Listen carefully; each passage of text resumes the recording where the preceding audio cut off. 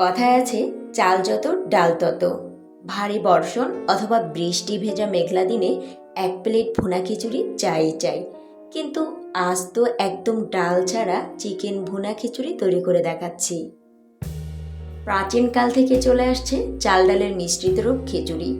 বর্ষার আমেজে অথবা হাড় কাঁপানো শীতে খিচুড়ি খাওয়ার মজাটাই আলাদা, তাই না?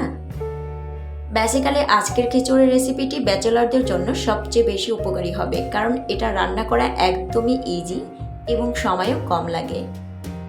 আজকের চিকেন ভুনা খিচুড়ি তৈরি করার জন্য আমি এখানে 800 গ্রামের মতন চিকেন নিয়েছি। এরপর দুটি বড় সাইজের পেঁয়াজকে কুচি করে দিয়ে দিচ্ছি। এখন দিয়ে দিচ্ছি এলাচ, লবঙ্গ, দারুচিনি এবং তেজপাতা। ঝাল এবং ফ্লেভারটা একই সাথে পেতে 5-6টি কাঁচামরিচ ফালি দিয়েছি।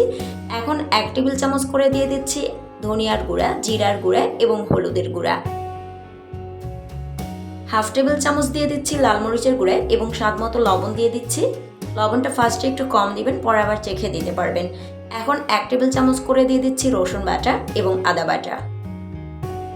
এখানে আমি 1/4 কাপ রেগুলার রান্নার তেল নিয়েছি। রান্নার তেলের পরিবর্তে যদি সরিষার তেলটা ব্যবহার করেন তাহলে কিন্তু খিচুড়িটা খেতে ভীষণ ভালো লাগে। এখন সবগুলো ইনগ্রেডিয়েন্টসকে মাংসের সাথে খুব ভালো করে মিশিয়ে নিচ্ছি। মেশানো হয়ে গেলে এটিকে রেস্টে রেখে দেবো 20 মিনিটের জন্য। এতে করে হবে কি, মাংসের ভিতরে প্রপারলি মশলাটা পৌঁছাতে পারবে আর খিচুড়িটা রান্নার পরে মাংসটা খেতে বেশ ভালো লাগবে।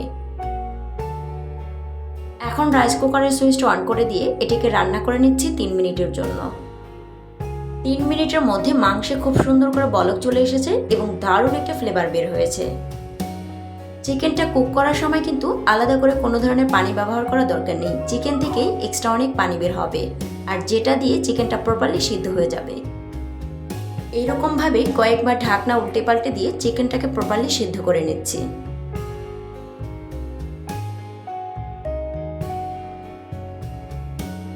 একটা জিনিস নিশ্চয় লক্ষ্য করেছেন যে চিকেন থেকে কিন্তু এক্সট্রা অনেক পানি বের হয়েছে। খিচুড়ি রান্না আবার ডাল ছাড়া চিন্তা করা যায় কিনা? চাল ডালের মিশ্রণই তো খিচুড়ি। আসলে আজকের খিচুড়িতে আমি কোনো ধরনের ডাল ব্যবহার করছি না। আমি এখানে 1 প্যাকেট চাষি চিনি গুঁড়া চাল নিয়েছি, আর রাইস কুকারের সাথে এক্সট্রা যে পটটা থাকে সেই পট দিয়ে আমি 4 পট চাল নেব। আপনারা চাইলে অন্য যে কোনো ধরনের পট দিয়ে চালটা মেপে নিতে পারেন। এরপর চালটাকে পরিষ্কার করে ধুয়ে নিচ্ছি। আলাদা করে পানি নিংড়ানোর কোনো দরকার নেই।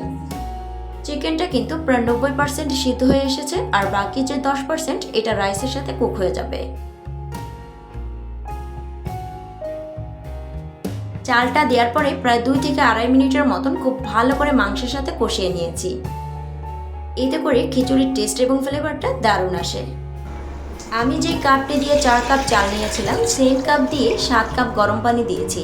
বেসিক্যালি 4 কাপের জন্য 8 কাপ পানি দিতে হয়। যেহেতু গরম পানি দিয়েছি তাই 1 কাপ পানি কম দিয়েছি।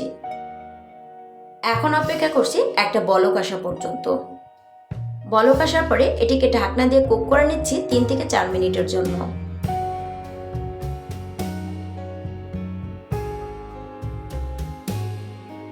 এখন আবারও একটি ঢাকনা দিয়ে এটিকে কুক করে নেব 10 থেকে 12 মিনিটের জন্য। এই 10 থেকে 12 মিনিটের মধ্যে খিচুড়িটা কিন্তু অনেকটা হয়ে আসছে। আর হ্যাঁ, এই 10 থেকে 12 মিনিটের মধ্যে আমি কিন্তু 2 বার ঢাকনা তুলে একটু নেড়ে চেড়ে দিয়েছিলাম।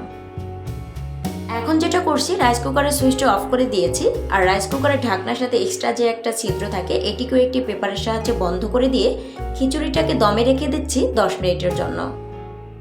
10 মিনিট পরে খিচুড়িটা কিন্তু পরিবেশনের জন্য একদম রেডি। আপনারা দেখছিলেন দিলশাহারাজ ওয়ার্ল্ড। এরকম সুন্দর, সহজ এবং সুস্বাদু রেসিপি পেতে অবশ্যই দিলশাহারাজ ওয়ার্ল্ডের সাথেই থাকবেন। ভিডিওটি ভালো লাগলে একটি লাইক করবেন এবং চ্যানেলটিতে সাবস্ক্রাইব করে পাশে থাকার আমন্ত্রণ করছি। আবারও দেখা হবে নতুন কোনো এপিসোড নিয়ে। ততক্ষণ পর্যন্ত ভালো থাকবেন, সুস্থ থাকবেন। আল্লাহ হাফেজ।